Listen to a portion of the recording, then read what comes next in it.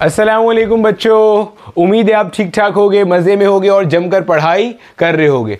Class 11 physics का chapter number 3 motion and force हम पढ़ रहे हैं और आज हमारा है लेक्चर नंबर 19।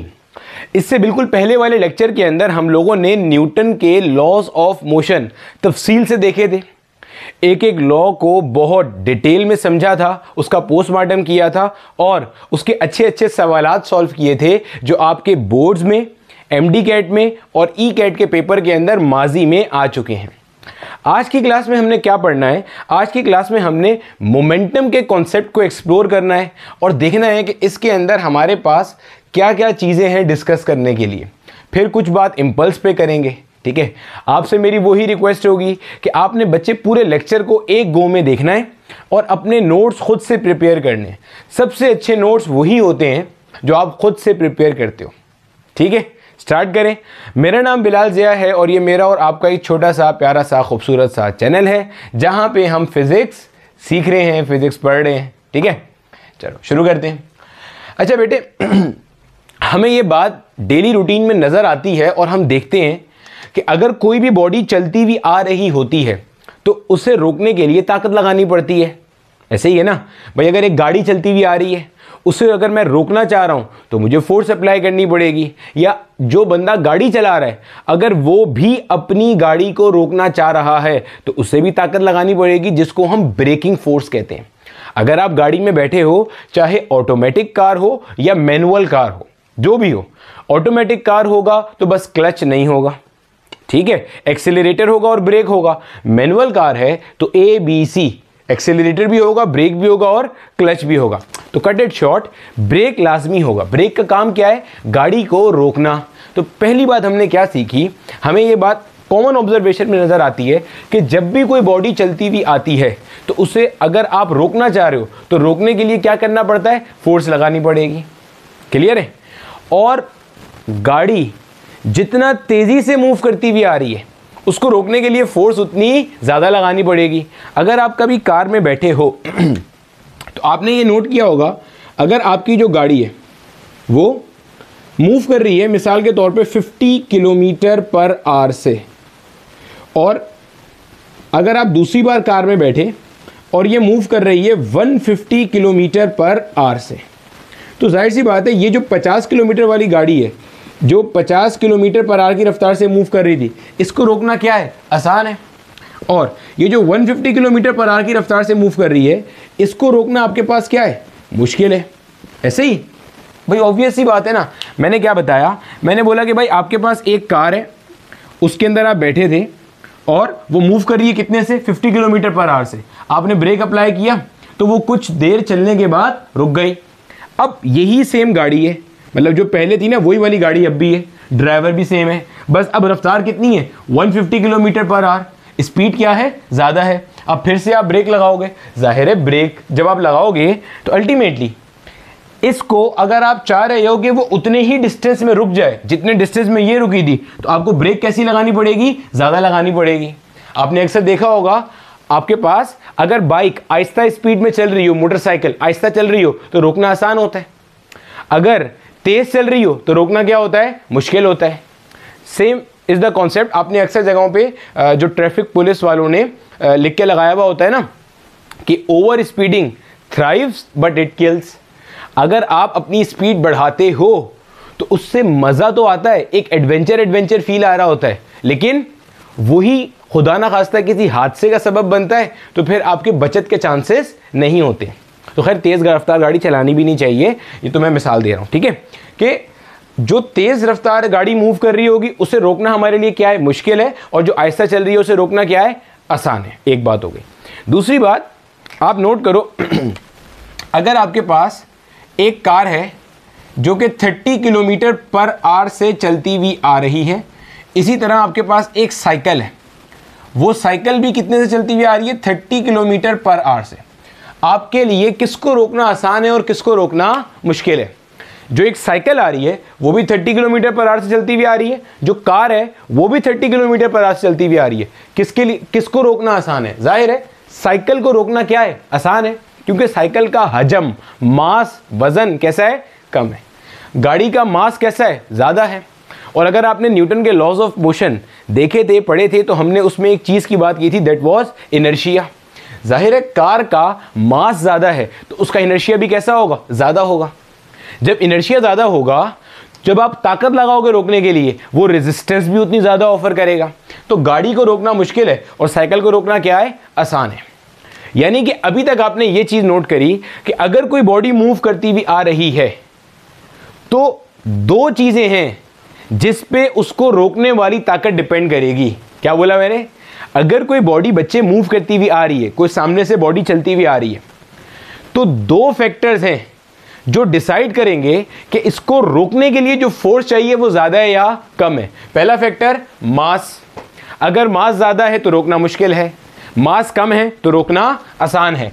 साइकिल को रोकना आसान था, कार को रोकना डिफिकल्ट था, हालांकि दोनों सेम स्पीड से चल रहे हैं, उसके बावजूद। नजर आ रही है? ठीक है। दूसरा फैक्टर जो डिसाइड कर रहा है कि ताकत ज़्यादा लगानी पड़ेगी रोकने के लिए या कम, वो क्या है, स्पीड। अब यहां देखो मास सेम है क्योंकि मैंने दोनों केस में गाड़ी एक ही जैसी ली है, ड्राइवर भी एक ही जैसा है। फर्क किस चीज़ का है, वेलोसिटी का, स्पीड का।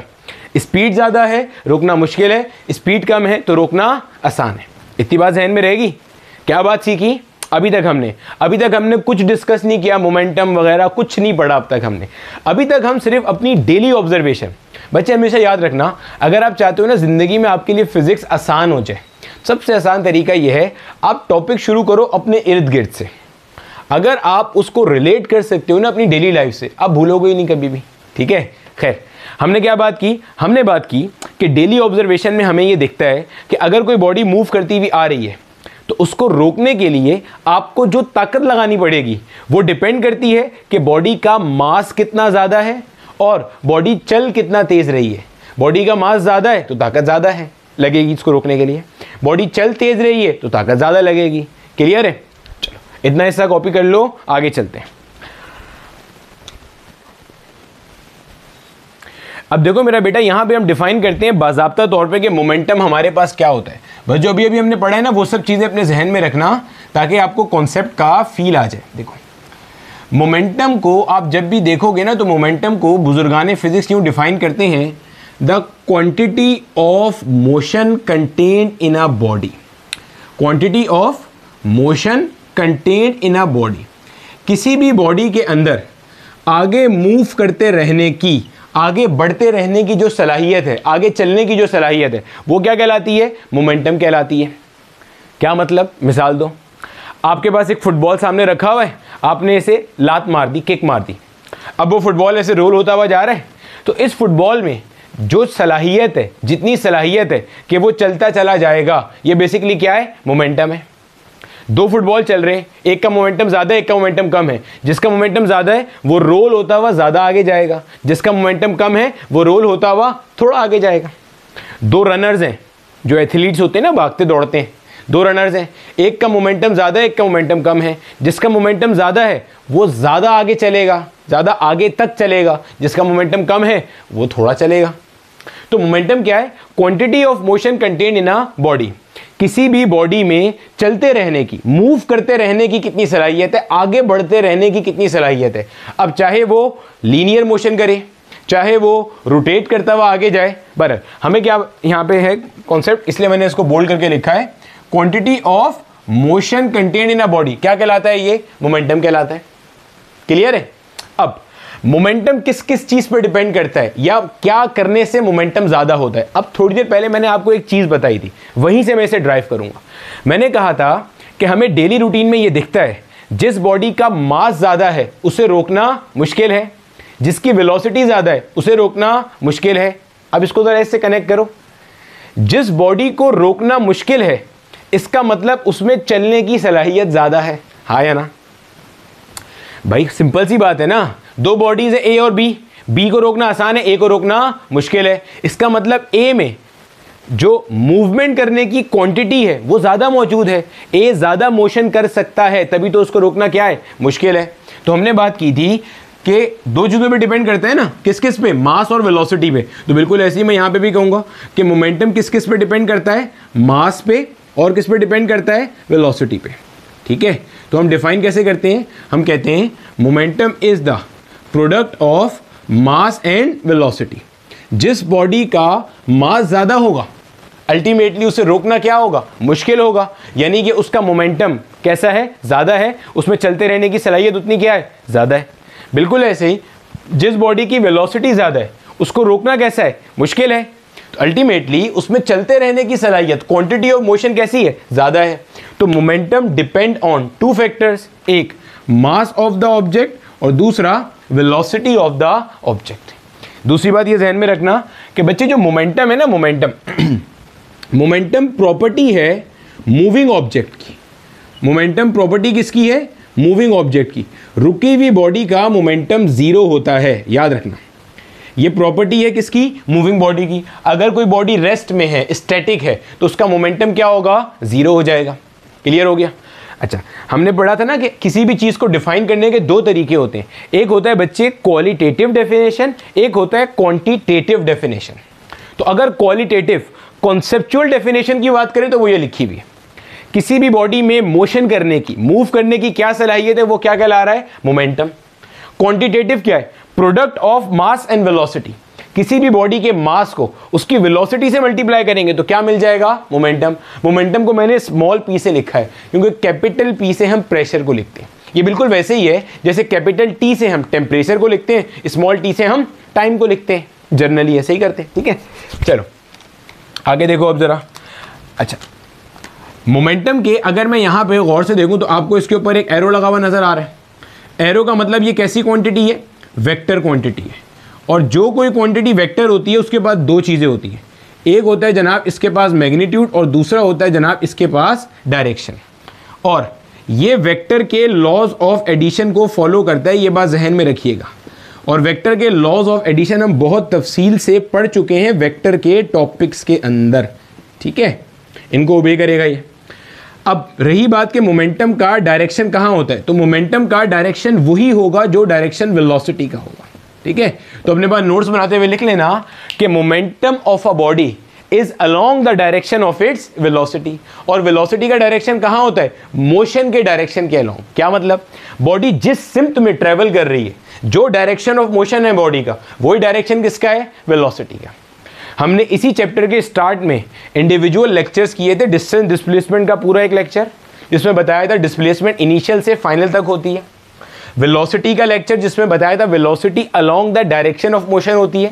साथ मैंने ये भी बताया था कि किताब वाले आपको लिखा देंगे कि displacement and velocity are parallel, लेकिन हमेशा ऐसा नहीं होगा। सिंपल हार्मोनिक मोशन में मैं आपको दिखाऊंगा, किताब में लिखा हुआ भी और पढ़ाऊंगा भी, क्या कि डिस्प्लेसमेंट वेलोसिटी के एंटी पैरेलल हो रही है। तो आप सही कॉन्सेप्ट जानकर जियो। सही कॉन्सेप्ट क्या है डिस्प्लेसमेंट का, कि अ स्ट्रेट लाइन हमेशा स्ट्रेट लाइन हो लाजमी नहीं है, लेकिन अभी हम पढ़ ही ट्रांसलेशनल मोशन रहे हैं, तो उसमें क्या है, straight line, a straight line from initial to final. और वेलोसिटी में क्या है, along the direction of motion. Acceleration का भी देखा था हमने कि वो चेंज इन वेलोसिटी पे डिपेंड करता है या अनबैलेंस फोर्स पर डिपेंड करता है। ठीक है, तो बहरहाल वो प्रीवियस लेक्चर में सब हुआ हुआ है। खैर, तो मोमेंटम का डायरेक्शन कहाँ है, along the direction of velocity, यानी कि बॉडी जिस सिम्प में मूव कर रही होगी उसी सिम्प में आपके पास मोमेंटम का डायरेक्शन होगा। बिल्कुल ऐसे ही जैसे आप किसी भी वेक्टर को रिजॉल्व कर सकते हो ना, अगर ये आपके पास एक वेक्टर f है, ये एंगल थीटा बना रहा है यहाँ पे, तो बेसिक वेक्टर के कॉन्सेप्ट्स ये कहते हैं कि आप यहाँ पे इसका fx कंपोनेंट बना सकते हो और fy कंपोनेंट बना सकते हो इस जगह पे, fx f cos theta, fy f sin theta. बिल्कुल ऐसे ही अगर आपके पास मोमेंटम है इस डायरेक्शन के अंदर, तो आप मोमेंटम को भी रिजॉल्व कर सकते हो। और हम जब न्यूमेरिकल प्रॉब्लम करेंगे इसके, आज के लेक्चर में तो शायद वो वाले नहीं आएंगे, लेकिन आगे जाके जब आएंगे ना एक्सप्लोजन वाले न्यूमेरिकल्स, तो उसमें आप देखोगे कि हम मोमेंटम को अलोंग x भी तोड़ रहे हैं और मोमेंटम को अलोंग y भी तोड़ रहे हैं। तो इस बात का ध्यान रहे कि मोमेंटम क्वांटिटी कैसी है, वेक्टर क्वांटिटी है, तो ये वो सारे रूल्स फॉलो करेगा जो कि वेक्टर के होते हैं। क्लियर हो गया। अच्छा, अब अगर हम इसी के अंदर इसके डायरेक्शन की बात हो गई कि इसका direction along the direction of velocity है और वेलोसिटी का डायरेक्शन कहाँ होता है, along the direction of motion of a body. ठीक है, अब जरा यहाँ देखो, अगर मैं इसके यूनिट की बात करता हूँ, मास का यूनिट क्या होता है, किलोग्राम, वेलोसिटी का यूनिट क्या होता है, मीटर पर सेकेंड। एक यूनिट तो इसका बन गया हमारे पास किलोग्राम मीटर पर सेकेंड। अमूमी तौर पे इसका एक और यूनिट यूज होता है, वो भी निकालना देख लो ज़रा, किलोग्राम मीटर पर सेकेंड हमें यहाँ नजर आ रहा है, क्लियर है। अगर मैं यहाँ पे सेकेंड से मल्टीप्लाई डिवाइड करूँ, सर आपने सेकेंड से मल्टीप्लाई डिवाइड क्यों करा? एक और कॉमन यूनिट बनाने के लिए।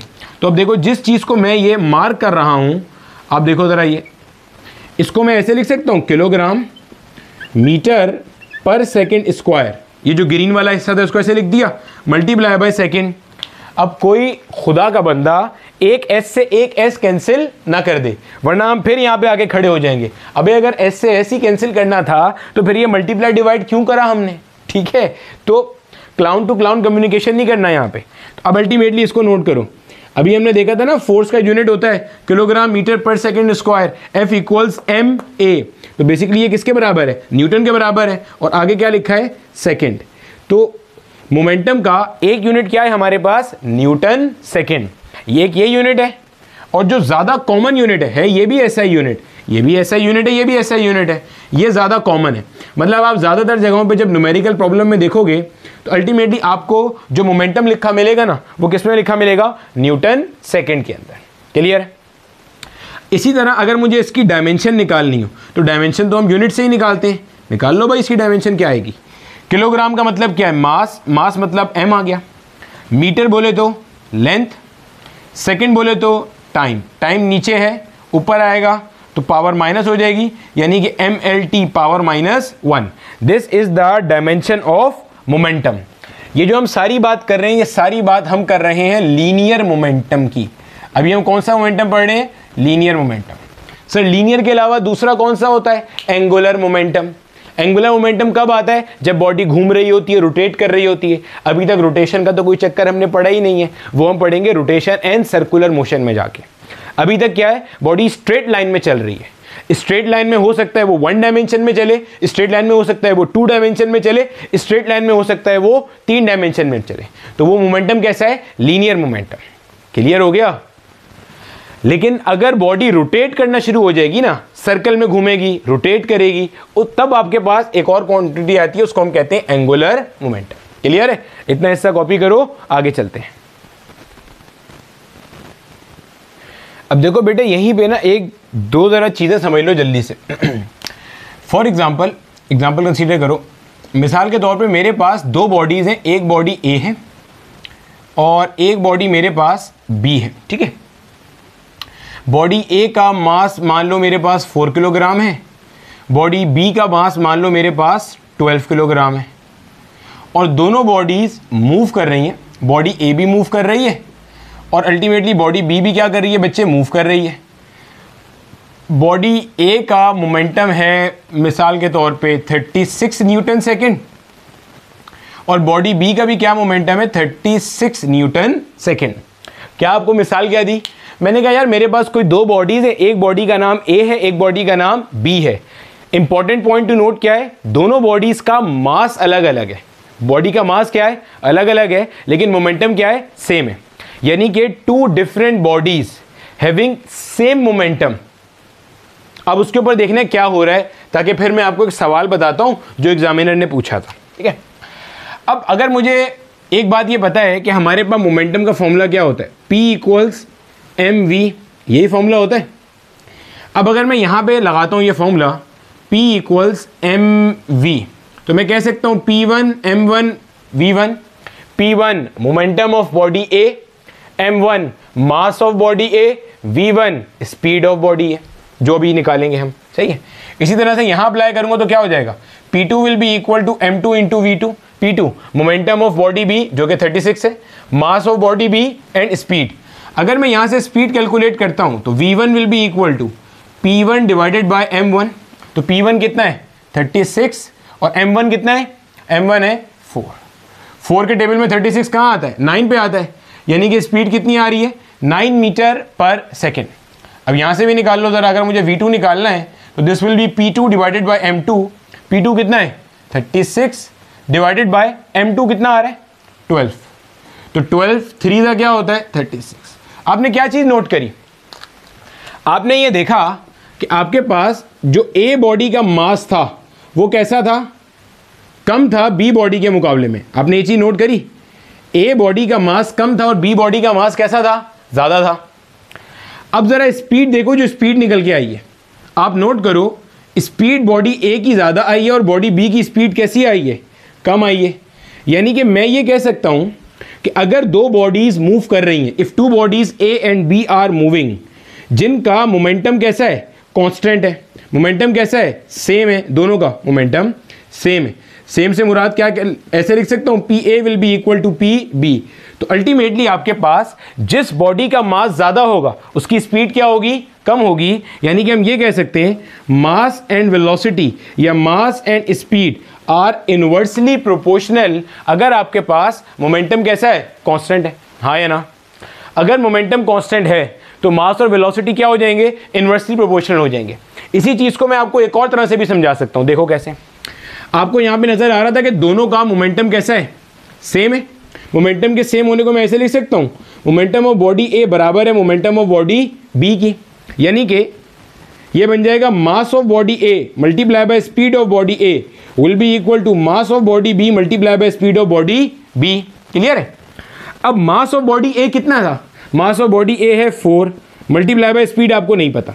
मास ऑफ बॉडी बी कितना है, 12 मल्टीप्लाई बाय स्पीड आपको नहीं पता। अब देखो ये जो पूरा डब्बा है ना बच्चे, इस पूरे डब्बे का जो आंसर है वो मुझे कितना बनाना है, 36, क्योंकि मोमेंटम कितना है, 36 है।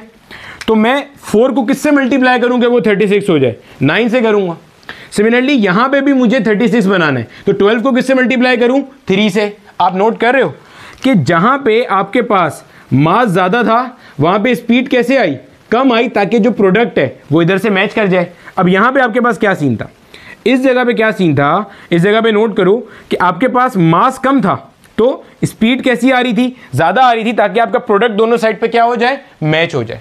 तो इसको अपने पास लिख लेना कि आपके पास अगर दो बॉडीज मूव कर रही हैं विद सेम मोमेंटम तो mass and velocity are inversely proportional. जिस बॉडी का मास ज्यादा होगा उसकी वेलोसिटी कम आएगी, ताकि प्रोडक्ट बराबर हो जाए उसके जहां पे मास कम है और वेलोसिटी कैसी आ रही है, ज्यादा आ रही है।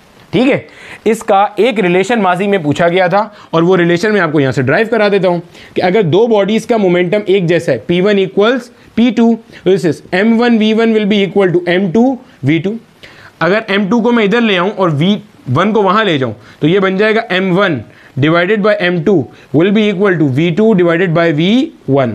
आपके एग्जामिनर ने सवाल ये पूछा था कि if two bodies are moving having equal momentum the ratio of their masses will B.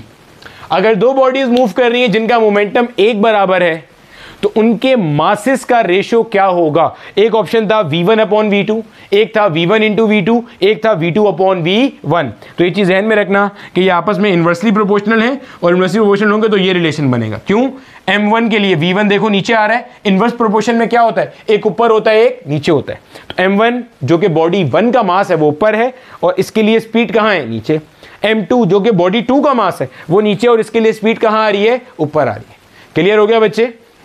इसी के अंदर हम लोग एक ग्राफ भी बना सकते हैं और वो ग्राफ कुछ इस तरह से बनता है बिटवीन स्पीड एंड मोमेंटम। ये स्पीड है मान लो मीटर पर सेकंड के अंदर और ये मान लो हमारे पास मास है किलोग्राम के अंदर। इसका जो हमारा मोमेंटम है, जो ग्राफ है ना बच्चे, VM कर्व, वो ऐसा बनेगा। ये चीज़ क्या बता रही है, देखो यहाँ से अगर आप नोट करो, ये चीज़ ये बता रही है कि जैसे जैसे आपका मास बढ़ता जा रहा है, जाहिर है जब मैं इस एक्सिस पे आगे की तरफ जाऊंगा तो मास क्या हो रहा है, बढ़ रहा है। भाई पहले 0 था, फिर और बढ़ रहा है, बढ़ रहा है, बढ़ रहा है, बढ़ रहा है, बढ़ रहा है, बढ़ रहा है। जैसे जैसे मास बढ़ता जा रहा है वैसे वैसे नोट करो आपका Y एक्सिस पे वैल्यू कहाँ आ रहा है, नीचे आ रहा है। देखो कैसे, जब आपका मास कम था तब आपके पास स्पीड ज़्यादा थी, फिर जब मास बढ़ के इतना हो गया, अब इसके लिए नोट करो आपके पास जो वैल्यू है वो यहाँ कहीं पे आ गई, कम हो गई वैल्यू। जब आप यहाँ कहीं पे आ जाओगे, मतलब यहाँ पे मास आपका और बढ़ गया, तो आप इसके लिए नोट करो, इसके लिए जो आपके पास स्पीड है वो और क्या हो गई, कम हो गई। जैसे जैसे मास बढ़ रहा है वैसे वैसे स्पीड क्या हो रही है, आपके पास कम होती जा रही है। क्लियर हो गया इतने हिस्से की बात? कॉपी कर लो, आगे चलते हैं। चलो मेरा बेटा, अब देखो हमारे पास आगे, अभी हमने ये बात करी ना कि किसी भी बॉडी का मोमेंटम जितना ज़्यादा होगा अल्टीमेटली हमारे लिए उसे रोकना उतना ही क्या होगा, मुश्किल होगा। यानी कि ज़्यादा फोर्स लगानी पड़ेगी। यानी कि जो हम अभी कह रहे थे ना, अभी जो हम कह रहे थे कि greater is the momentum greater will be the force required to stop. Greater will be the force required to stop. अब यहां से हमारे जहन में ये बात आती है कि अगर मोमेंटम ज़्यादा है तो इसका मतलब फोर्स भी ज़्यादा लगानी पड़ रही है। इसका मतलब मोमेंटम और फोर्स के दरमियान में भी कोई रिलेशन क्या करता है, एग्जिस्ट करता है। अब हमने ये बात देखी थी कि फोर्स का कॉन्सेप्ट जो हमने पढ़ा है वो हमने कहाँ पढ़ा था, न्यूटन के लॉ ऑफ मोशन नंबर 2 में। आप ये सवाल कर सकते हो सर हमने तो लॉ ऑफ मोशन नंबर 1 में भी पढ़ा था, लेकिन वहाँ पे क्वालिटेटिव डेफिनेशन थी, इसमें हमने बाकायदा निकालना सीखा था। अब मोमेंटम और फोर्स के दरमियान में रिलेशन देखो बेटे क्या है, और इससे देखते हैं फिर क्या सवाल बनता है। हमें ये बात पता है F equals M A. F से क्या मुराद है, फोर्स, M क्या है, मास, A क्या है, एक्सेलरेशन। एक्सेलरेशन क्या होता है, rate of change of velocity. तो rate of change of velocity कैसा लिखा जाएगा, delta V divided by T. जो वेलोसिटी का चेंज है बच्चे वो कैसे निकालते हैं, चेंज निकालने के लिए आप क्या करोगे, final velocity minus initial velocity और अपॉन में क्या आ गया, टी आ गया। अब बाहर आपके पास मास मल्टीप्लाई हो रहा है, ब्रैकेट के अंदर भेज दो, मास VF से भी मल्टीप्लाई हो जाएगा और VI से भी मल्टीप्लाई हो जाएगा। यानी कि मेरा बच्चा आपके पास ये चीज़ क्या बन जाएगी, F will be equal to MVF minus MVI divided by T। अब देखो अभी अभी हमने मोमेंटम का फॉर्मूला पढ़ा था। मोमेंटम क्या था भाई साहब, product of mass and velocity. अब अगर एक बॉडी ने अभी अभी मूव करना शुरू किया है तो उसकी वेलोसिटी कैसी होगी, इनिशियल वेलोसिटी होगी। तो यहाँ पे मोमेंटम भी कैसा हो जाएगा फिर, इनिशियल मोमेंटम। भाई ऐसा ही है ना, मोमेंटम डिपेंड कर रहा है मास पे और किस पे, वेलोसिटी पे। अब अगर आपने अपना न्यूमेरिकल प्रॉब्लम शुरू ही अभी किया है तो जब बॉडी की वेलोसिटी आप कह रहे हो इनिशियल वेलोसिटी है तो मोमेंटम भी कैसा होगा, इनिशियल होगा। इसी तरह जब बॉडी की वेलोसिटी फाइनल होगी तो मोमेंटम भी कैसा होगा, फाइनल। अब वहां देखो जरा क्या बनता है, F will be equal to MVF की जगह पे क्या आ जाएगा, फाइनल मोमेंटम माइनस MVI की जगह पे क्या आ जाएगा, इनिशियल मोमेंटम अपॉन में क्या आ गया, T। Final momentum minus initial momentum क्या बना, ये चेंज इन मोमेंटम। भाई चेंज ही आया ना, चेंज कैसे आता है, फाइनल माइनस इनिशियल। यानी कि यहां से आपके पास फोर्स और मोमेंटम के दरमियान में एक रिलेशन निकल के आ रहा है जो कि नजर आ रहा है F equals delta P divided by T। इसको आप पढ़ोगे कैसे, पहले तो इसको जरा पढ़ना सीखो। हम इसको ऐसे लिख सकते हैं, force can be defined as rate of का लफ्ज आता है जब भी डिनोमिनेटर में टाइम आ रहा हो, जब भी डिनोमिनेटर में टाइम आ रहा हो तो उसे हम क्या कहते हैं, rate of. Force can be defined as rate of change of linear momentum. Force can be defined as rate of change of linear momentum of a body. मतलब गौर से सुनते जाना, समझते जाना, इससे बहुत कुछ आगे होने वाला है। यानी कि force can be defined as rate of change of linear momentum. अगर आपने बताना हो कि किसी बॉडी पे कितनी एक्सटर्नल फोर्स एक्ट कर रही है तो आप ये बता दो कि एक सेकंड में उसका मोमेंटम कितना चेंज हुआ। कॉन्सेप्चुअली समझना, पढ़ तो आपने उसको कोचिंग में भी लिया होगा। जरा यहाँ पे यूनिट देखो, यूनिट से एक और बात समझो। टाइम की यूनिट क्या है, सेकंड है। अगर मैं यहाँ 1 सेकंड की बात करूँ, और चेंज इन मोमेंटम का यूनिट क्या है, न्यूटन सेकंड। यानी कि आपने क्या सीखा, अगर आपने बताना है ना किसी बॉडी पे फोर्स कितनी लग रही है, उर्दू वाली डेफिनेशन कॉन्सेप्चुअल, आपने तय करना है कि किसी बॉडी पे फोर्स कितनी लग रही है, तो आप मालूम कर लो कि एक सेकंड में उसका मोमेंटम कितना चेंज हुआ। एक सेकंड में जितना मोमेंटम चेंज हुआ उतनी फोर्स लगी। अगर एक सेकंड में मोमेंटम 5 न्यूटन सेकंड चेंज हुआ तो फोर्स 5 न्यूटन लगी। अगर एक सेकंड में मोमेंटम 8 न्यूटन सेकंड चेंज हुआ तो फोर्स कितनी लगी, 8 न्यूटन लगी। क्लियर है। यानी कि the change in momentum of a body in unit time is equal to the amount of force applied on the body. Unit time में एक सेकंड में बॉडी का मोमेंटम जितने न्यूटन सेकंड चेंज हुआ that is equivalent to the amount of unbalance या external force जो कि body पे क्या हुई, अप्लाई हुई। दूसरी बात आपको यहीं से एक और नजर आ रही है। इस चीज को ना, ये जो आपके सामने ये स्टेटमेंट लिखी हुई है, force can be defined as the rate of change of linear momentum, इसको हम the other statement of Newton second law of motion भी कहते हैं, other statement of Newton law of motion number 2। आपस की बात बता रहा हूं, ये अदर स्टेटमेंट नहीं है, यही एक्चुअल स्टेटमेंट है। वो जो आपने F = ma पढ़ा है ना, वो एक्चुअल स्टेटमेंट न्यूटन के लॉ की है ही नहीं। क्लियर है? मैं बार बार कहता हूं कि मैं आपको यहां पे सिर्फ वही चीज पढ़ाता हूं जो हमारे कोर्स के अंदर होता है। न्यूटन के सेकेंड लॉ का जो एक्चुअल स्टेटमेंट है, जो उसने अपनी किताब प्रिंसिपिया में 1687 में लिखा था, वो ये वाला स्टेटमेंट है। वो वाला स्टेटमेंट है ही नहीं, वो तो ड्राइव हुआ हुआ एक केस के लिए। अभी बताता हूं वो क्या केस है, एक जनरल से हिंट दे दूंगा, ठीक है। खैर, ये अक्सर पूछ लेता है आपसे, the other statement of Newton law of motion number 2 क्या है? तो this is force can be defined as the rate of change of linear momentum of a body. क्या मतलब? एक सेकंड में जितना मोमेंटम बॉडी का चेंज हुआ, that is equivalent to the amount of force applied on that body. दूसरी बात आपको यहां से नजर आ रही है क्या? अब जरा देखो, दूसरी बात आपको यह नजर आ रही है कि अगर बॉडी पे लगने वाली फोर्स नॉन जीरो है, यानी कि बॉडी पे फोर्स लग रही है, तो बॉडी का मोमेंटम क्या होगा? चेंज हो जाएगा। यही बात है ना, बॉडी का मोमेंटम विल चेंज। भाई आप इस इक्वेशन को देखो, इससे क्या नजर आ रहा है? इससे ये नजर आ रहा है फोर्स लगेगी तो मोमेंटम क्या होगा? चेंज होगा। यानी कि मैं कह सकता हूं, अगर फोर्स नॉन जीरो है, यानी कि फोर्स लग रही है, तो change in momentum will be non zero, यानी कि मोमेंटम क्या होगा? चेंज होगा। भाई देखो, चेंज इन मोमेंटम जीरो कब होता है? जब मोमेंटम सेम रहे। चेंज इन मोमेंटम जीरो कब होता है? जब मोमेंटम सेम रहे। ये क्या कह रहा है? ये कह रहा है अगर फोर्स लगेगी, F नॉट जीरो का मतलब क्या है? फोर्स लग रही है, इसका मतलब मोमेंटम क्या होगा? चेंज होगा। और change in momentum will be non zero, momentum change हो गया। यानी कि मैं ऐसे कह सकता हूं, इसको मैं यूं भी कह सकता हूं, ये सारी वर्डिंग बच्चे लिखवाता इसलिए हूं या अलग अलग तरह से इसलिए बताता हूं क्योंकि एग्जामिनर पूछता रहता है, momentum will not remain constant. यही बात हो गई, momentum will not remain constant, हाँ या ना? यही बात समझ में आई? तो हमने क्या सीखा?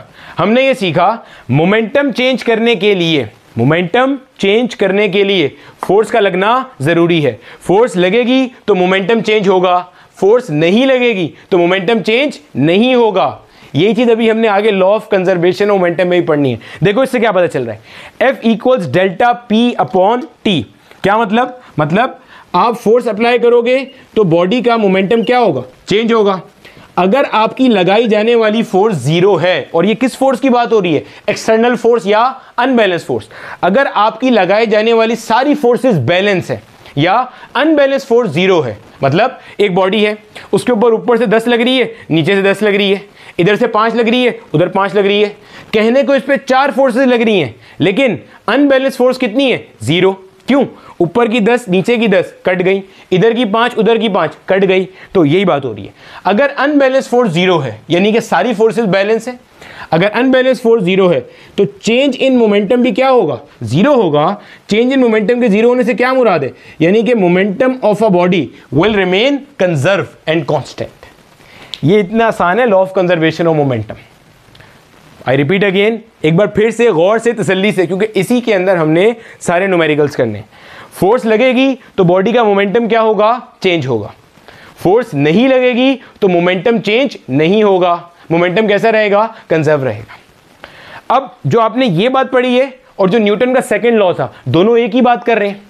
नहीं सर, वो कह रहा था फोर्स लगेगी तो बॉडी में एक्सेलरेशन आएगा, ये कह रहा है फोर्स लगेगी तो बॉडी का मोमेंटम क्या होगा? चेंज होगा। ये एक बात कैसे है? अभी बताते हैं आपको एक बात कैसे, समझना जरा। मैं क्या कह रहा हूं? मैं कह रहा हूं कि भाई ये दोनों एक ही बात है। जो आपने न्यूटन का लॉ ऑफ मोशन नंबर 2 का पहला स्टेटमेंट पढ़ा था ना, कि force applied on an object will produce an acceleration in the object, और जो ये कह रहा है force applied will change the momentum, ये दोनों बातें एक ही कर रहे हैं। देखो आपने पहले क्या पढ़ा था? आपने पहले पढ़ा था बॉडी में फोर्स अप्लाई करोगे तो उसमें क्या आएगा? एक्सेलरेशन। अच्छा, यहां आप क्या पढ़ रहे हो? फोर्स अप्लाई करोगे तो भाई बॉडी का मोमेंटम क्या होगा? चेंज हो जाएगा। ऐसे ही है ना, समझना जरा। देखो जब हम कहते हैं फोर्स अप्लाई करोगे और बॉडी में एक्सेलरेशन आएगा, तो हमने ये बात पढ़ी थी कि एक्सेलरेशन से मुराद क्या है। जो न्यूटन का पहला लॉ ऑफ मोशन है उसमें भी हमने ये बात देखी थी, उसी से बता रहा हूं दोबारा। हमने ये बात की थी कि जब भी किसी बॉडी के ऊपर फोर्स लगती है तो वो बॉडी का स्टेट क्या करती है, चेंज करती है। कैसी फोर्स, एक्सटर्नल या unbalance force. Unbalance force is responsible to change the state of the body. Body को रेस्ट से मोशन में लाती है या मोशन से रेस्ट में लाती है। रेस्ट का मतलब है अगर बॉडी पहले रेस्ट में थी इसका मतलब इनिशियल वेलोसिटी वाज 0। अगर बॉडी मोशन में आ गई इसका मतलब final velocity is non zero. गोया जिस फोर्स ने बॉडी को रेस्ट से मोशन में लाया उसने बॉडी की वेलोसिटी चेंज करी, 0 से नॉन जीरो, बिल्कुल कर दी। अब यहां देखो, अगर इसकी बात मान लेंगे तो इनिशियल वेलोसिटी नॉन जीरो थी क्योंकि बॉडी मूव कर रही है। फाइनल वेलोसिटी क्या हो गई, 0, क्योंकि वो बॉडी को किस में ले आया, रेस्ट में ले आया। तो अगर आप यहां से भी देखोगे तो उसने क्या करा, बॉडी का वेलोसिटी चेंज कर दी। पहले बॉडी मूव कर रही थी, अब कैसे आ गई, रेस्ट में आ गई। गोया हम जो कहते हैं ना फोर्स अप्लाई करने में बॉडी में एक्सेलरेशन आता है, उससे मुराद यही है जो हम कह रहे होते हैं कि फोर्स अप्लाई करने में बॉडी का स्टेट क्या होता है, चेंज होता है। गोया ये जो आपका न्यूटन का लॉ ऑफ मोशन का नंबर 2 का पहला स्टेटमेंट है, फोर्स अप्लाई करोगे तो बॉडी में एक्सेलरेशन आएगा। इसका मतलब ये बात किसकी कर रहा है, चेंज इन वेलोसिटी। यानी कि आसान भाषा में वो कह रहा ये है फोर्स अप्लाई करते हैं तो बॉडी की वेलोसिटी क्या होती है, चेंज होती है। और 1 सेकेंड में वेलोसिटी जितनी चेंज होती है उसको क्या कहते हैं, अपन लोग एक्सेलरेशन कहते हैं। अब यहां देखो, अब ये कह रहा है फोर्स अप्लाई करोगे तो मोमेंटम क्या होगा, चेंज होगा। अभी हमने देखा था मोमेंटम डिपेंड करता है मास पे और वेलोसिटी पे। अब आप मुझे बताओ, अगर मैं किसी गाड़ी पे फोर्स लगाता हूं तो मेरे फोर्स लगाने पे गाड़ी का मास चेंज होगा या वेलोसिटी चेंज होगी, क्योंकि ये कह रहा है फोर्स लगाओगे तो मोमेंटम चेंज होगा। मोमेंटम 2 ही केस में चेंज हो सकता है, या तो मास चेंज हो जाए या वेलोसिटी चेंज हो जाए।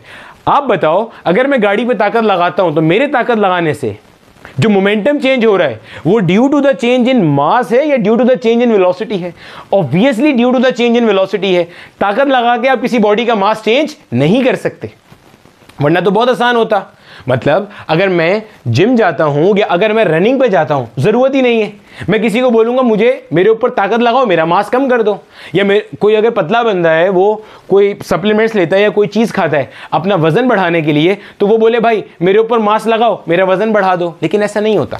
तो फोर्स लगाने पे जो मोमेंटम चेंज हो रहा है that is due to the change in velocity. गोया इसका भी मतलब क्या है, फोर्स लगाया, मोमेंटम चेंज हुआ। मोमेंटम चेंज क्यों हुआ, due to the change in velocity. तो दोनों एक ही तो बात कर रहे हैं, दोनों एक बात कर रहे हैं।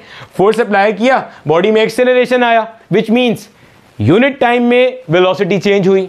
फोर्स अप्लाई किया, बॉडी का मोमेंटम चेंज हुआ। गोया वंस अगेन यूनिट टाइम में वेलोसिटी क्या हो रही है, चेंज हो रही है। तो both the statements of Newton law of motion are equivalent.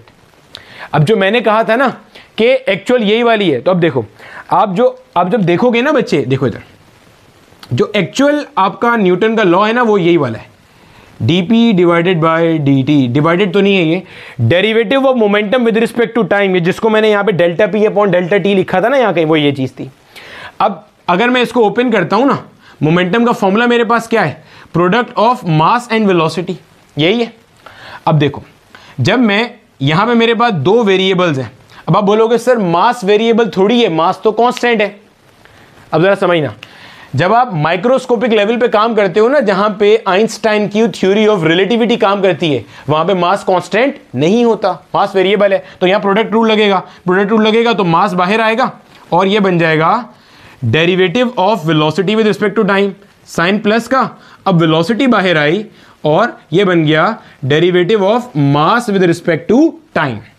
अब चूंकि जब तक हम क्लासिकल फिजिक्स पढ़ रहे हैं, क्लासिकल फिजिक्स या मॉडर्न फिजिक्स, उसके अंदर मास कांस्टेंट होता है, क्योंकि अभी तक आइंस्टाइन पैदा ही नहीं हुआ, तो थ्योरी ऑफ रिलेटिविटी का कोई कॉन्सेप्ट नहीं है। क्लासिकल फिजिक्स के एरा की बात कर रहा हूं। तो तब तक ये वाला फैक्टर क्या हो जाता है, 0, क्योंकि मास कांस्टेंट है, कांस्टेंट का डेरिवेटिव 0 होता है। तो अल्टीमेटली ये आपके पास बनता है m multiply by change in velocity with respect to time, क्या होता है, एक्सेलरेशन। तो आपके पास ये जो आप पढ़ते हो ना F इक्वल्स ma, वो यहीं से आता है। ये जो ये जनरल फॉर्मूला है न्यूटन के लॉ का, इसका एक स्पेशल केस ये है, जबकि इन एक्चुअल केस ये वाले हैं, ये पूरा केस इन एक्चुअल है। क्योंकि रियल लाइफ के अंदर जब आप अप्लाई करते हो, तो जब बॉडीज मूव करना शुरू होती हैं तो उनका मास क्या करता है, वेरी करता है। जो आपके पास मास एक्सपेंशन का कॉन्सेप्ट आता है, मास वेरिएशन का कॉन्सेप्ट आता है। क्लास 12 में अगर आपको मैंने थ्योरी ऑफ रिलेटिविटी पढ़ाई तो ये सब डिटेल से आएगा। ये चीज वैसे ही आउट ऑफ कोर्स थी, वैसे ही मैंने इंटरेस्ट डेवलप करने के लिए यहां बता दी। क्लियर है भाई? इतना हिस्सा कॉपी करो, आगे चलते हैं। अब देखो मेरा बेटा, जो हमने अभी तक के हमारे कॉन्सेप्ट पढ़े हैं ना उससे रेलिवेंट हमारे पास ये दो क्वेश्चंस हैं, देख लेते हैं जल्दी से। क्या कह रहे हैं? What is the momentum of a runner, एक कोई एथलीट है जो कि भाग रहा है, उसका मोमेंटम बताना है, of mass 65 kilogram who covers the displacement of 100 metre in 40 seconds. आपको मास दिया हुआ है जनाब 65 किलोग्राम, ठीक है, और आपको डिस्प्लेसमेंट दिया हुआ है 100 मीटर, और आपको टाइम दिया हुआ है कितना? 40 सेकेंड। मोमेंटम मालूम करना है, तो मोमेंटम का फॉर्मूला हमारे पास क्या है? P equals mv, product of mass and velocity. Velocity हमें डायरेक्टली नहीं दी हुई, लेकिन वेलोसिटी निकालने के लिए डिस्प्लेसमेंट और टाइम दिया हुआ है। तो वेलोसिटी का फॉर्मूला क्या होता है? Displacement upon time. Values put कर देंगे, सिंप्लीफाई करेंगे, आंसर आ जाएगा। मास कितना है? 65, डिस्प्लेसमेंट कितना है? 100, डिवाइडेड बाय टाइम कितना है? 40। 0 से 0 मर गया। 65 को अगर मैं 10 से मल्टीप्लाई करूंगा तो अल्टीमेटली ये क्या आ जाएगा? 650 डिवाइडेड बाय 4 से कैंसिलेशन कर दो अब जरा, सिंपल। 4 1 जा 4, 6 में से 4 गया, 2 बचा, 2 यहाँ आ गया, 25 हो गया ये। 4 6 जा 24, 25 में से 24 गया, 1 बचा, वो यहाँ आ गया, ये 10 हो गया। 4 2 जा 8, 10 में से 8 गया, 2 बचा। अब 4 के टेबल में 2 तो नहीं आता, डेसिमल लगाया और यहाँ पे 0 लगाने की इजाज़त मिल गई। तो अल्टीमेटली 4 5 का क्या हो गया? 20। और मोमेंटम की यूनिट क्या होती है? Newton second. यानी कि इस रनर का हमारे पास मोमेंटम कितना आया है? 162.5 न्यूटन सेकेंड। और अगर मैं इसको लिखूंगा तो मैं क्या लिखूंगा?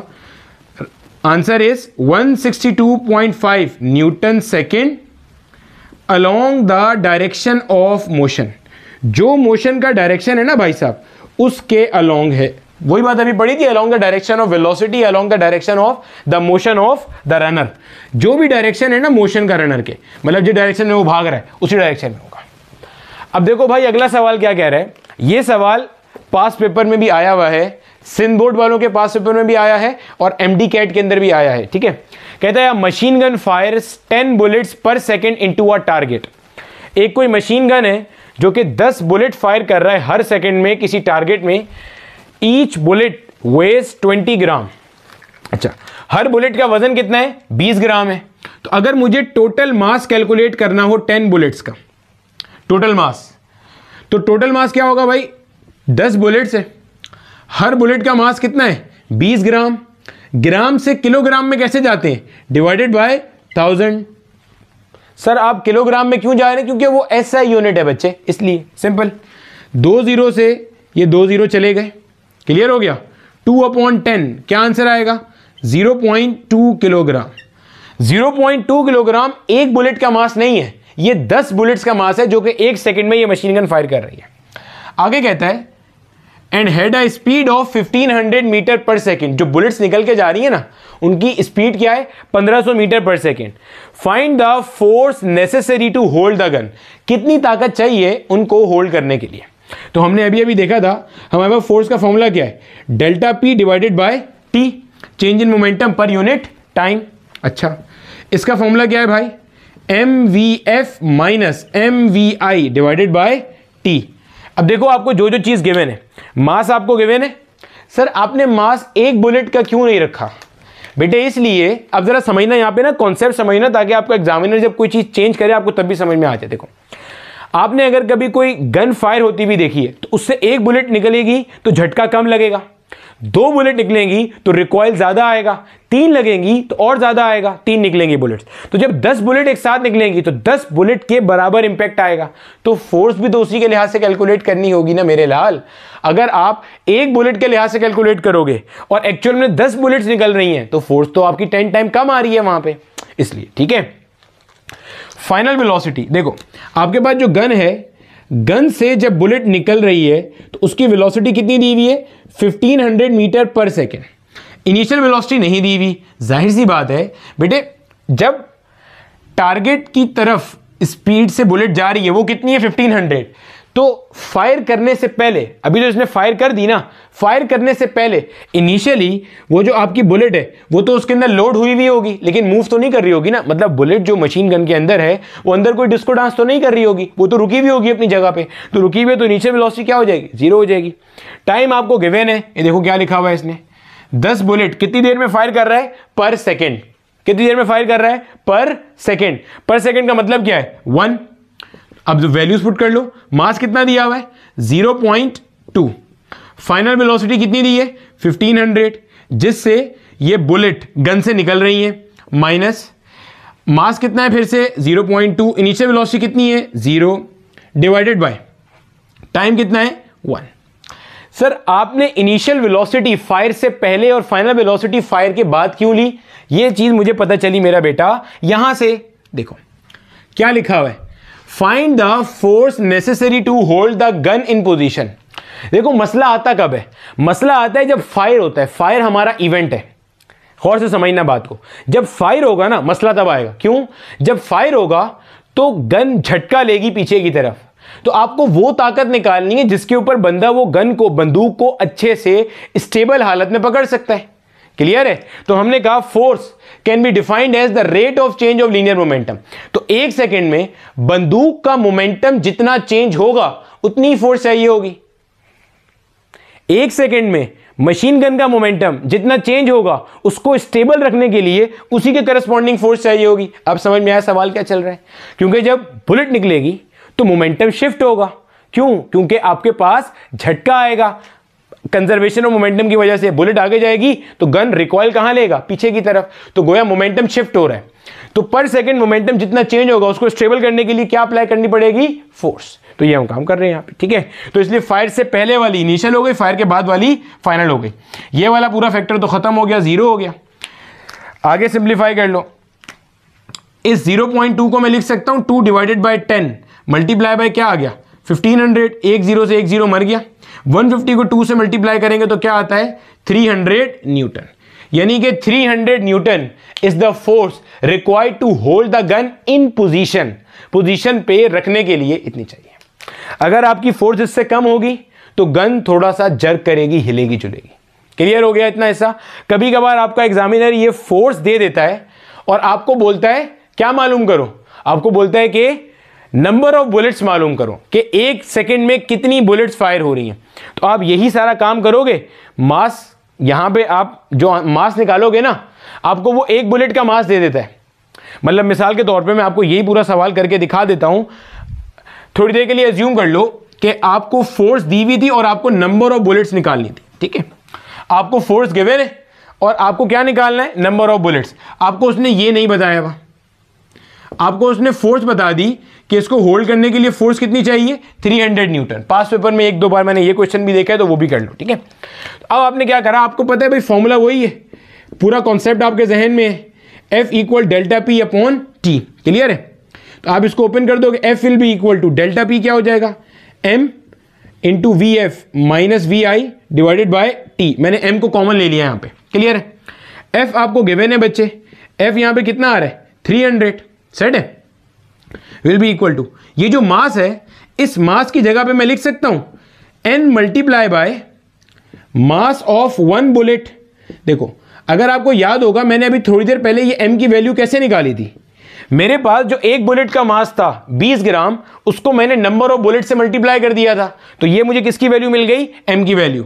और यहां पे vf कितना गिवन है 1500, 1500 माइनस 0 डिवाइडेड बाय टाइम की जगह पे क्या आ जाएगा 1।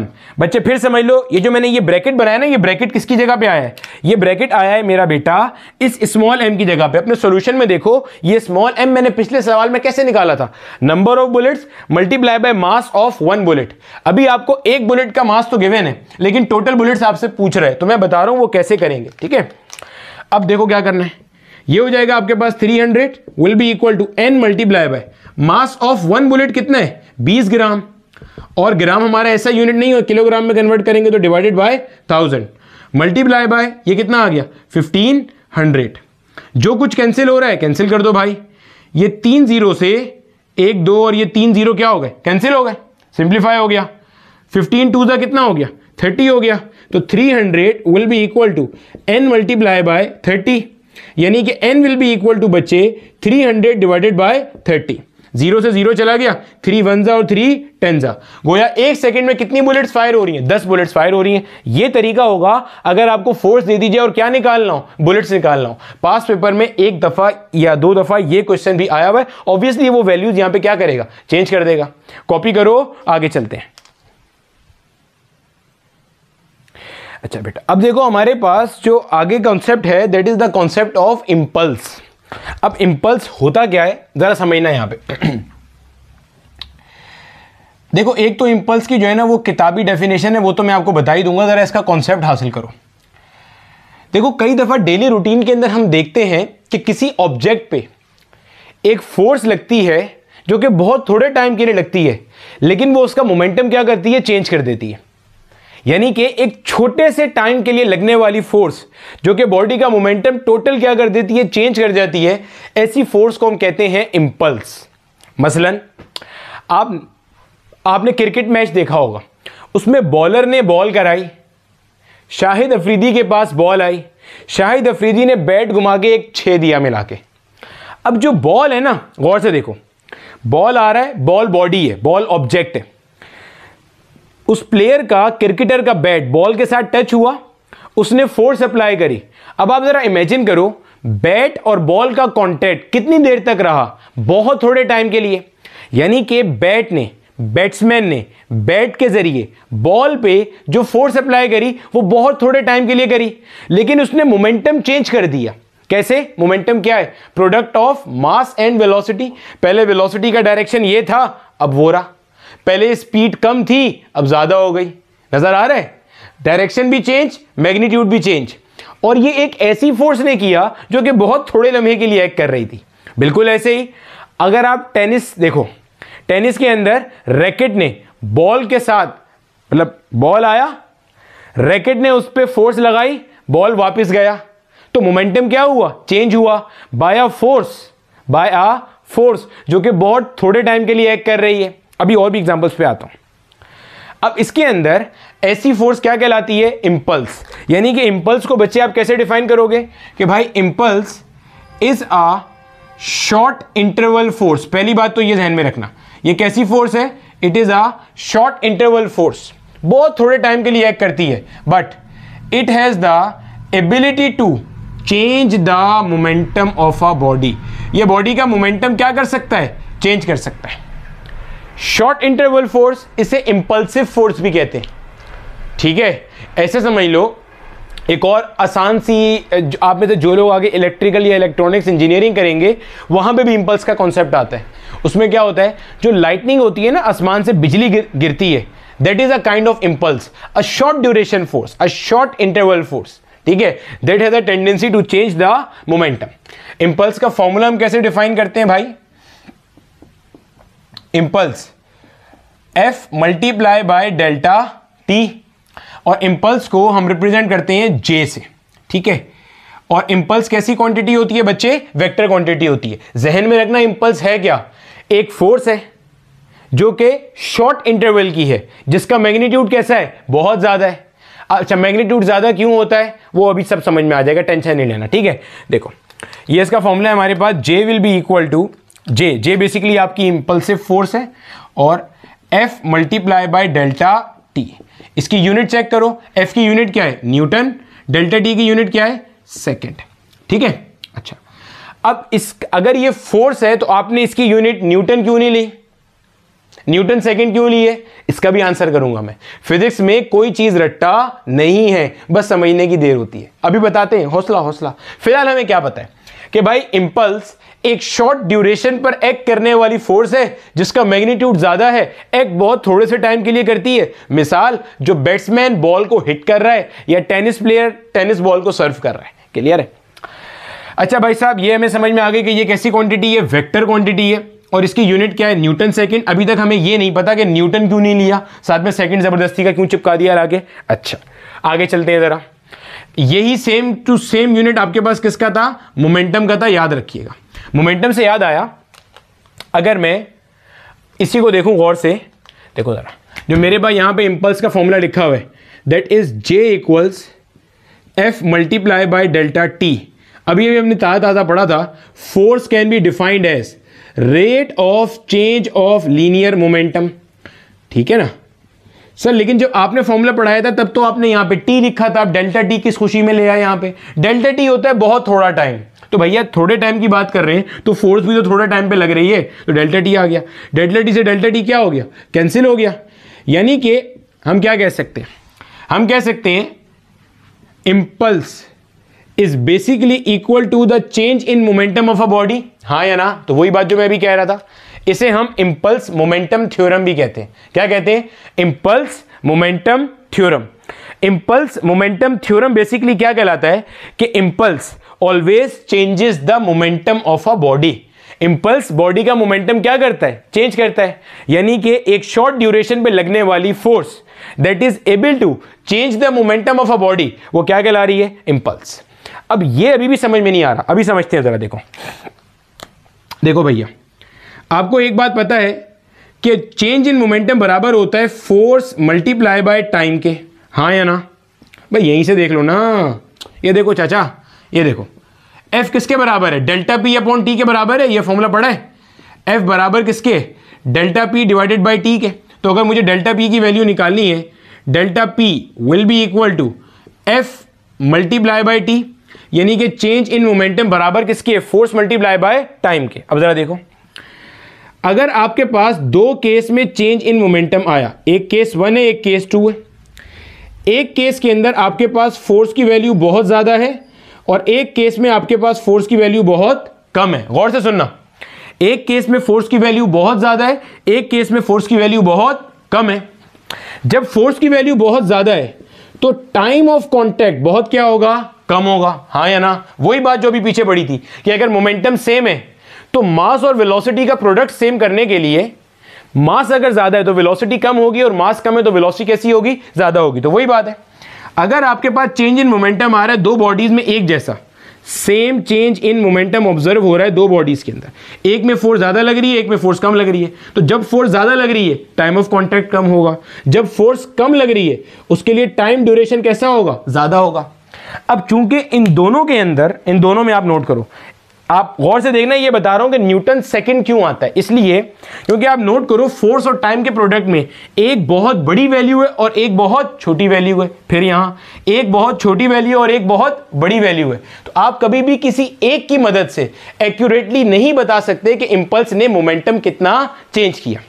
पॉइंट समझ आया?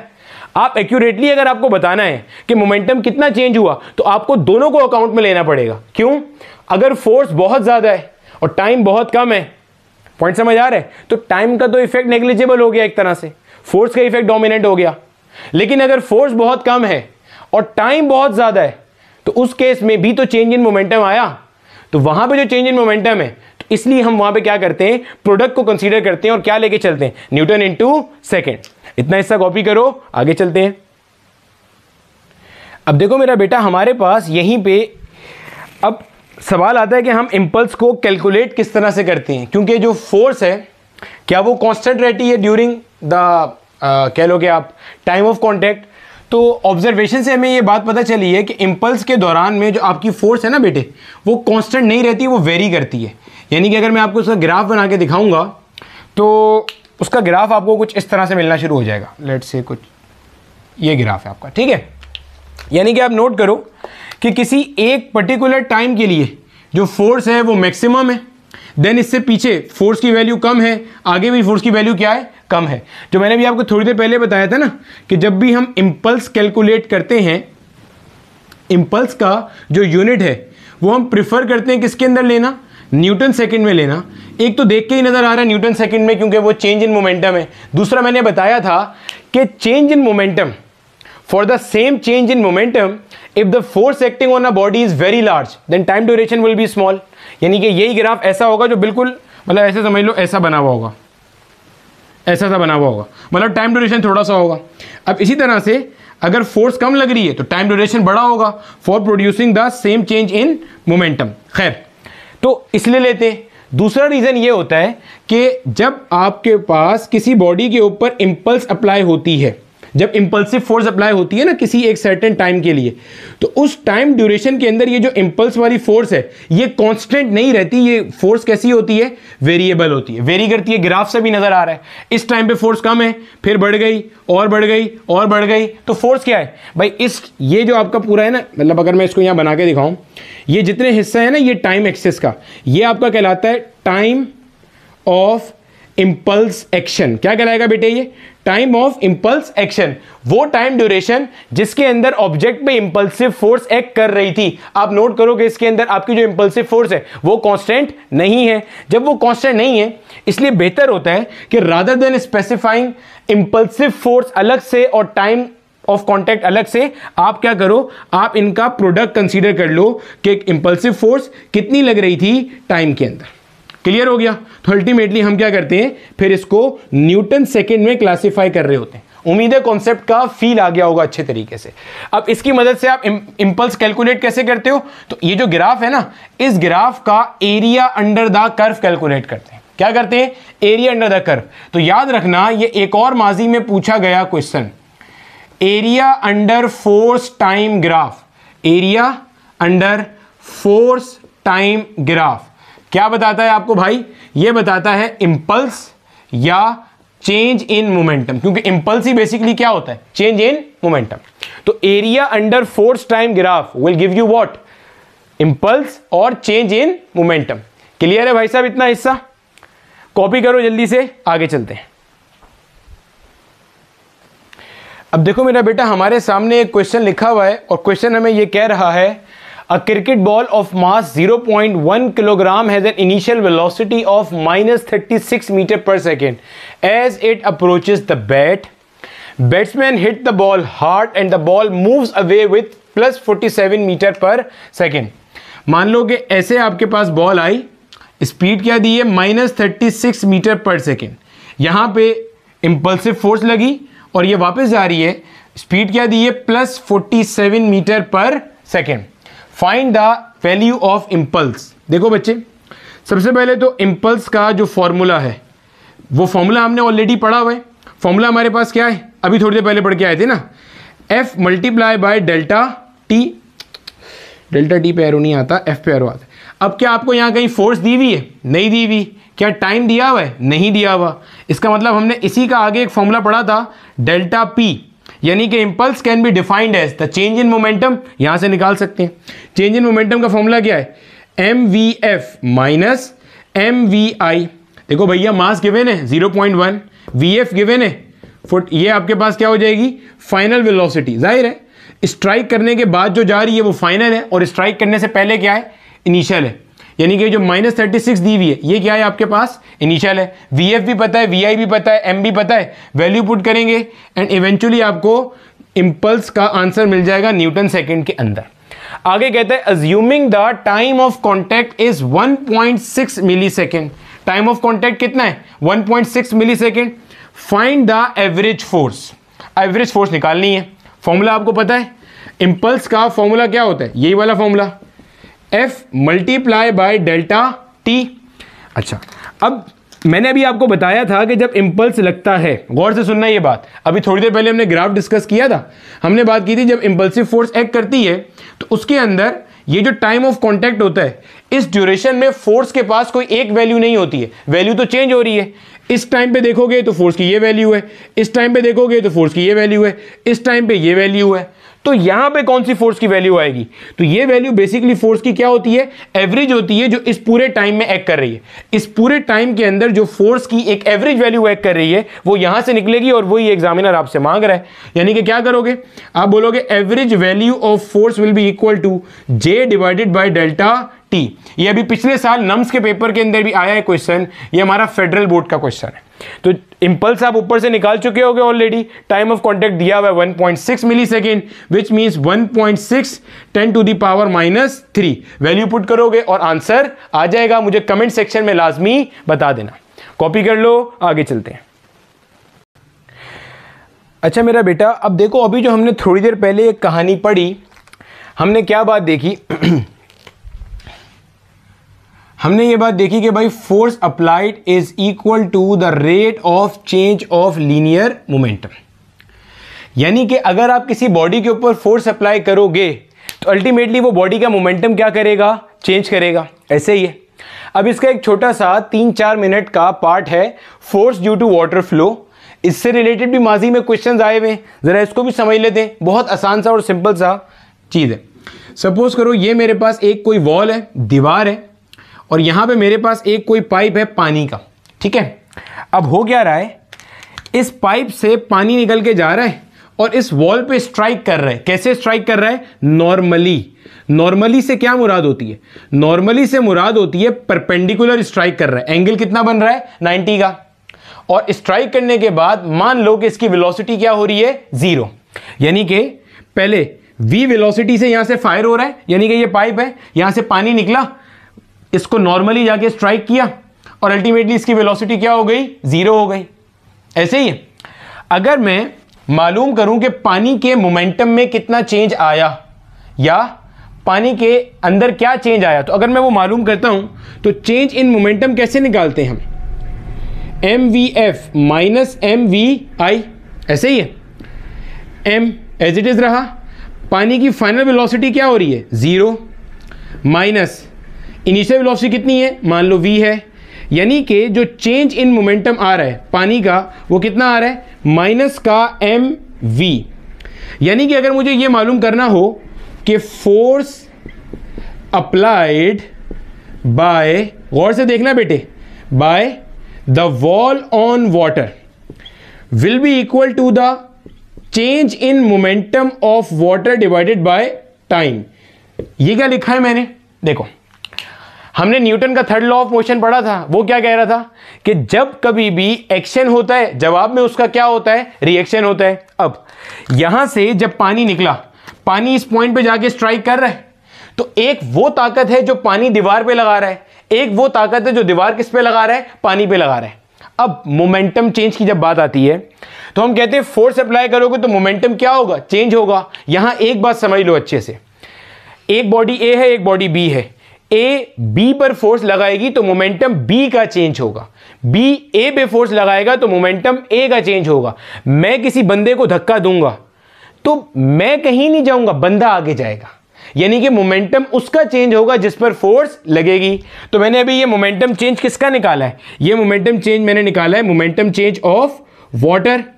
तो पानी का मोमेंटम कब चेंज होगा, जब पानी पे फोर्स लगेगी। एंड ड्यूरिंग द इंपैक्ट पानी पे फोर्स कौन लगा रहा है, पानी पे फोर्स लगा रहा है वॉल।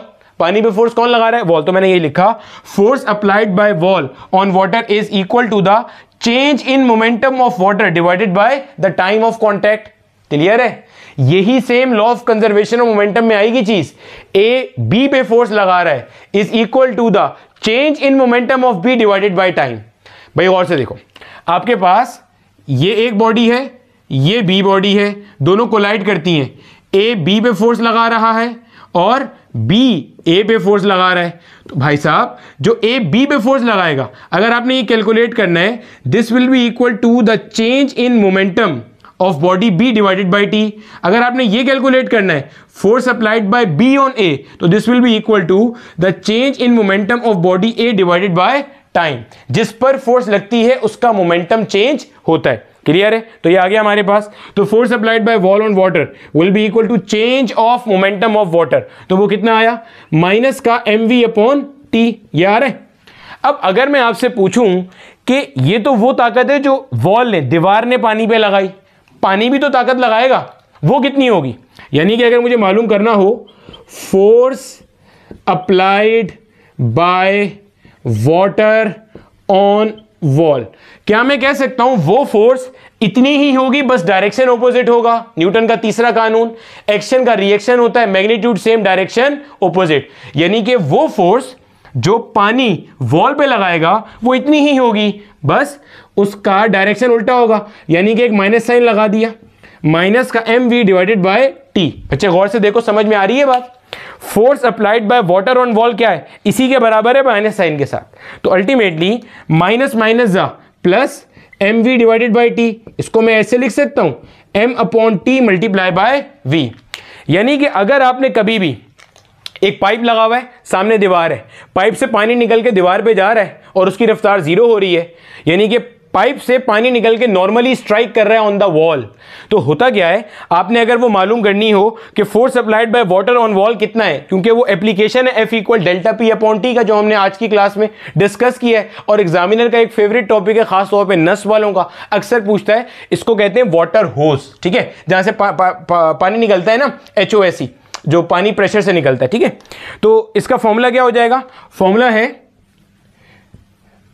अगर आपने फोर्स कैलकुलेट करनी है तो mass of water striking the wall पर यूनिट टाइम और मल्टीप्लाई बाय द वेलोसिटी जिससे वो स्ट्राइक कर रहा है, क्या बन जाएगा, mass of water striking the wall normally in unit time multiply by the velocity with which the water is striking.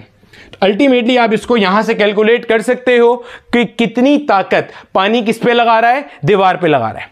मिसाल के तौर पे आप मिसाल ले लो, suppose the water flows out from a pipe at 3 kilogram per second. अगर पानी पाइप से निकलता है कितनी रफ्तार से, 3 किलोग्राम पर सेकेंड से, और मूव करता हुआ आ रहा है किससे, 5 मीटर पर सेकेंड की रफ्तार से, तो अल्टीमेटली ये जो फोर्स अप्लाई कर रहा होगा वो कितनी होगी, 3 5 जा 15 न्यूटन या 15 kilogram metre per second square की फोर्स लगा रहा है। यानी कि एक पाइप लगा हुआ है, उस पाइप से पानी निकल के आ रहा है, पानी कितना निकल रहा है या किस रेट से निकल रहा है, 3 किलोग्राम पर सेकेंड, ये M अपॉन टी है, 3 किलोग्राम पर सेकेंड, और कितनी रफ्तार से जा रहा है, 5 मीटर पर सेकेंड। एक सेकेंड में 3 किलो पानी निकल रहा है, किस रेट से, 5 मीटर पर सेकेंड। कॉपी कर लो, एक सवाल जो माजी में आया हुआ है इसका वो करा दूं। अच्छा बेटे, यहां पे ना एक चीज अपने पास जरा रिकॉर्ड स्ट्रेट कर लेना कि force applied by water on wall का जो फॉर्मूला है, this is M upon T multiply by V। यहां पे सिर्फ V यानी कि जिस रफ्तार से पानी निकल रहा है वो इसलिए आ रहा है क्योंकि हमने यहां पे अज्यूम किया था कि टकराने के बाद इसकी स्पीड क्या हो रही है, 0 हो रही है।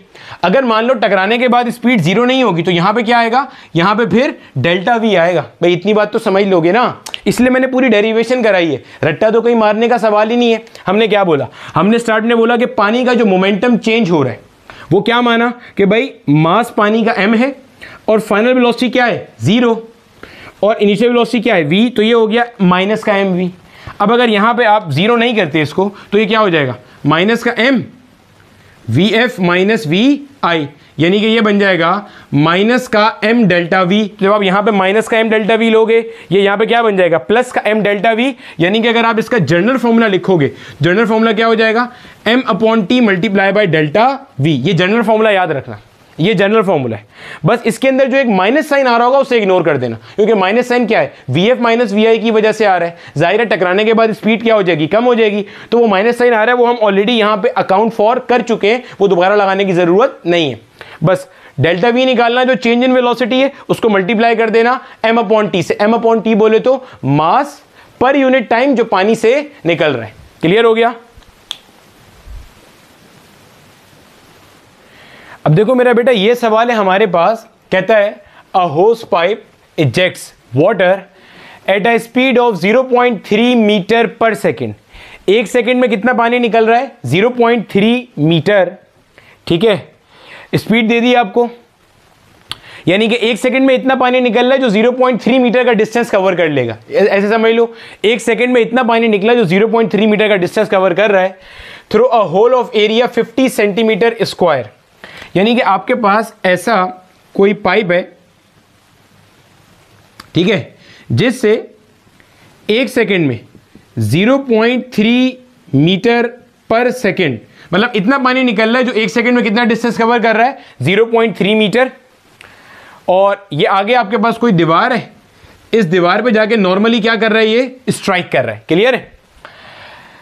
आगे कहते हैं calculate the force on wall, यानी कि पानी जो ताकत लगा रहा है वॉल पे वो मालूम करें। Assuming the velocity of the wall normal to assuming the velocity of water normal to the wall is 0। Strike करने के बाद वेलोसिटी क्या हो रही है, 0, और आपको डेंसिटी दे रखी है। अब देखो भाई साहब, हमें यह पता है कि अगर आपको फोर्स मालूम करनी है, force applied by water on wall, तो फॉर्मूला हमने अभी पढ़ा था, mass of water striking in unit time multiply by the change in velocity. यही फॉर्मूला पढ़ा है, मास पर unit time kilogram per second multiply by the change in velocity. Initial velocity given है, आपको क्या मालूम करनी है, चेंज इन वेलोसिटी, वो भी खैर हो जाएगा, इतना बड़ा मसला नहीं है। मेन मसला है मास पर यूनिट टाइम का, क्योंकि ऐसा कुछ नहीं दिया हुआ।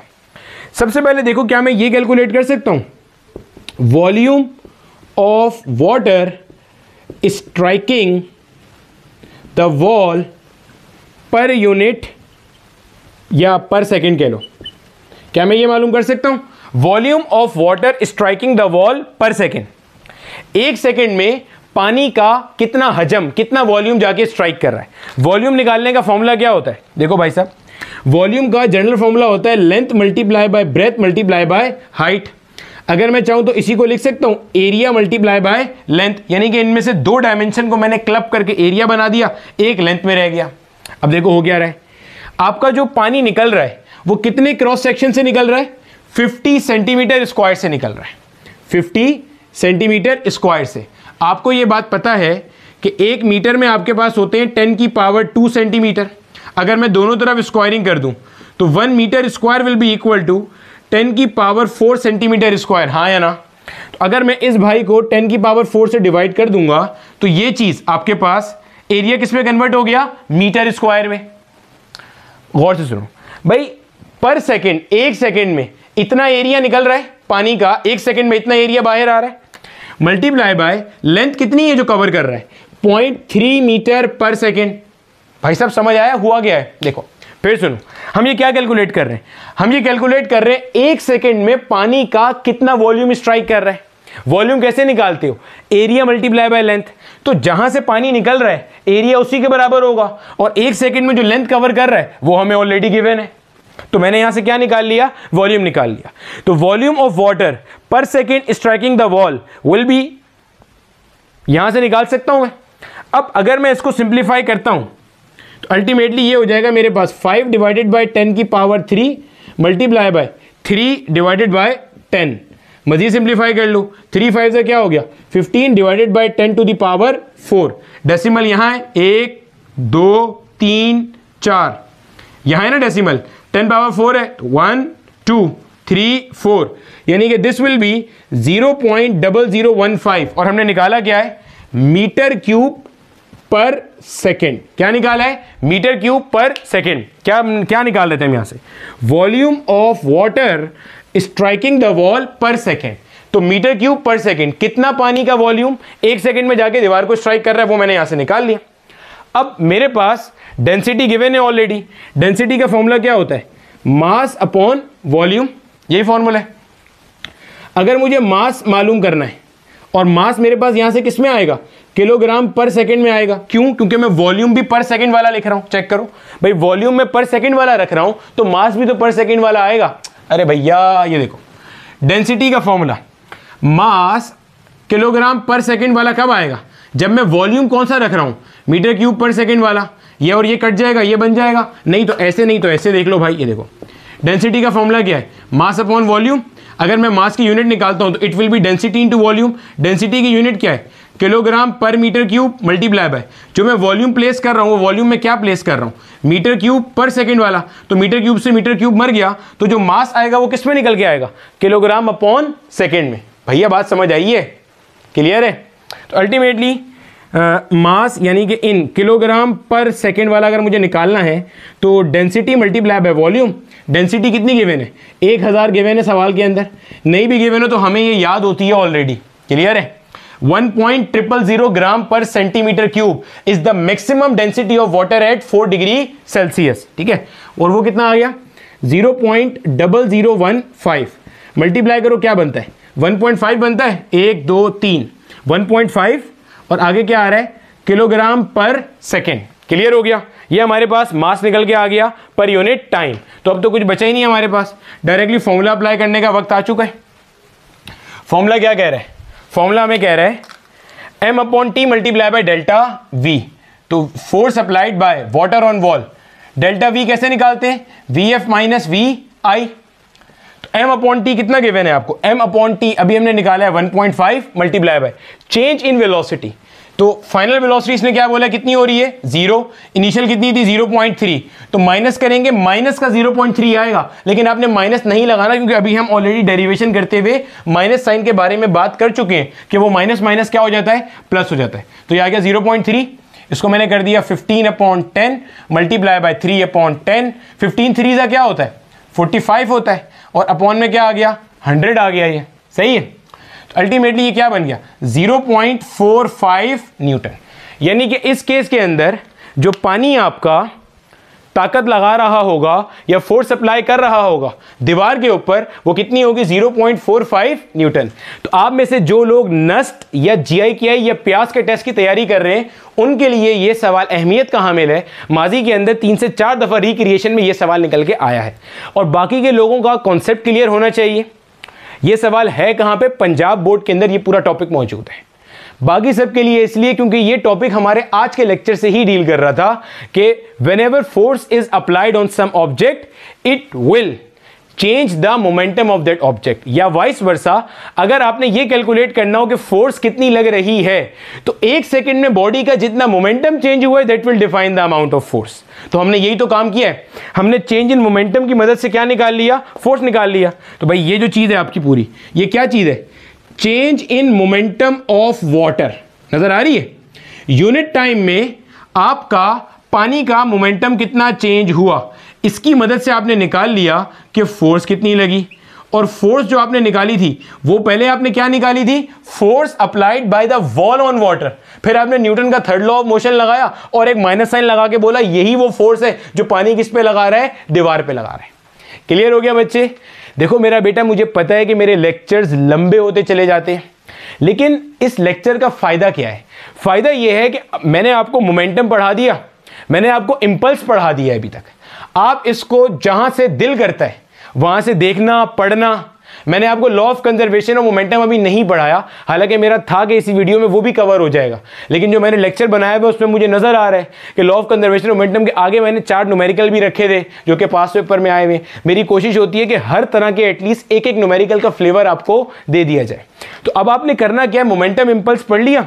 अब आप जिस बोर्ड की किताब चाहो पढ़ो, ए लेवल्स की, पंजाब, KPK, बलूचिस्तान, फेडरल, सिंध, नई किताब, पुरानी किताब, जो दिल करता है पढ़ो, जो पास पेपर देखने हैं देखो, जो रेड स्पॉट लगानी है, जो किताब लगानी है लगाओ। इस टॉपिक का कोई सवाल आपको अल्लाह के हुक्म से परेशान नहीं करेगा। तो ये फायदा होता है लंबे लेक्चर्स का, ठीक है। तो लॉ ऑफ कंजर्वेशन और मोमेंटम इंशाल्लाह हम लोग अगली क्लास के अंदर पढ़ेंगे और उसके बहुत सारे अच्छे अच्छे सवालात सॉल्व करेंगे। तो मुझे बताना लेक्चर अगर आपको समझ में आया और मज़ा आया।